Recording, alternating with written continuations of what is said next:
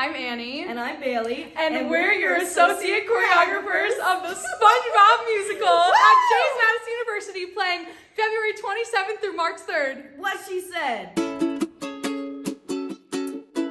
So yeah, I have had a lot of choreography experience. The performing arts studio that I grew up in had a student teaching trainer program, and I was a part of that since I was about 13. And then as you get about to like 17, 18, you start working on your own pieces and start choreographing on older dancers rather than just training with the younger dancers. And I did that all throughout high school. And then at JMU, we've had lots of opportunities to kind of throw in some small choreography things here and there. I know we've worked on, Annie did our senior welcome, Yes, stuff like that. I've also had a lot of choreography experience. I choreographed a production of The Addams Family in 2021, and I grew up at a competitive dance studio, so I've worked on a lot of choreography in that realm, in the dance competition world. So this is more like my first time doing like musical theater choreography, so it's very exciting. During our choreography bootcamp week, Bailey and I would meet up with Bo every single day, and he already had stuff planned out, but we would kind of just like meet up with him. It was like 3 hours every day pretty much, and he would teach us the choreography and anything that needed to be reworked. We would assist him on that, and Kate also assigned us 2 of the numbers, which are BFF and Poor Pirates. So Bailey and I collaborated on choreographing those 2 pieces. It's also our job to just make sure we know like every single person's track kind of dance-wise throughout the show. We're in charge of making sure we know everyone's formations and writing them down, and then giving notes to everyone and cleaning the numbers, especially when Bo's not here. Bo only came for the first week, and now he's back this week for Tech Week, but everything in between that, it was our job to clean and kind of take his role while he wasn't there and make sure everyone remembered the choreography, and going over for anyone, if anyone had any questions, they would just come to us and ask.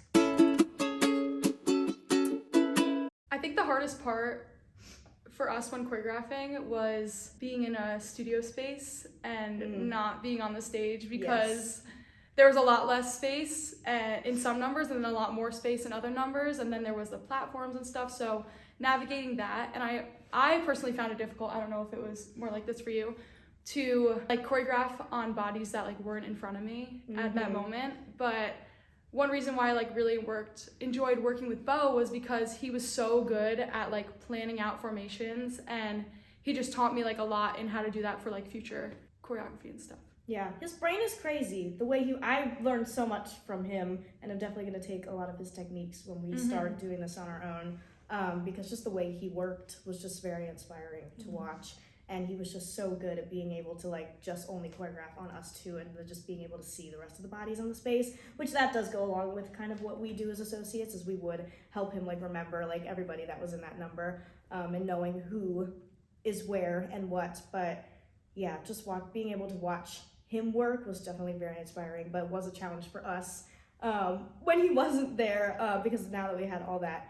But I also think another challenge is this show is a lot, and it's constantly moving, and there are 8, 9 dance numbers, and not just like itty-bitty dance numbers, like full production dance numbers, and it's just constantly moving. So I think finding times of breath, and so that we can take care of ourselves while also keeping it very upbeat and entertaining, because SpongeBob is, kind of aimed towards both kids and adults, so it has to be entertaining for the little ones as well. So kind of keeping that energy throughout all the pieces and not losing it by the end, especially because some of the biggest numbers are at the end of Act 2, was also another challenge. But I feel like we did pretty well. Like, you can tell us when you come see the show.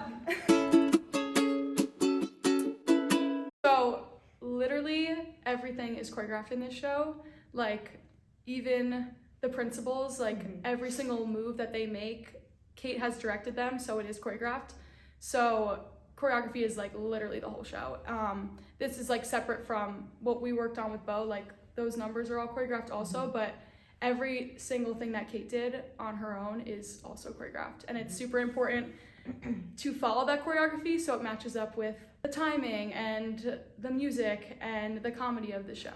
Have kind of going back to like that aspect of the comedy and like keeping the youthfulness in it is with that choreography. There's so many sound cues that happen where like all of like those sounds that you remember when you watched SpongeBob years ago are kind of like integrated into our sound system, and our Matt McPherson, who plays the DJ Pirate, is kind of making all of those sounds as our Foley. So everything is lined up with his timing as well, so it has to be choreographed so that he knows when to do everything to match us on stage. And yeah, genuinely every single scene is to a T choreographed to just even like where you step so that you're in the correct lighting, correct spots, because there is so much happening on the stage. The set is gorgeous, but just making sure everyone is seen. So everything is planned out. It's kind of less of a kind of feel and go through it, and as you go, like kind of like Sunday in the Park with George was our last show. It's a very, very different vibe where we could kind of like whatever you're feeling that night kind of move differently in the space. This has to be exact to a T every night. So everything is choreographed for the entirety up until we leave that stage at the end.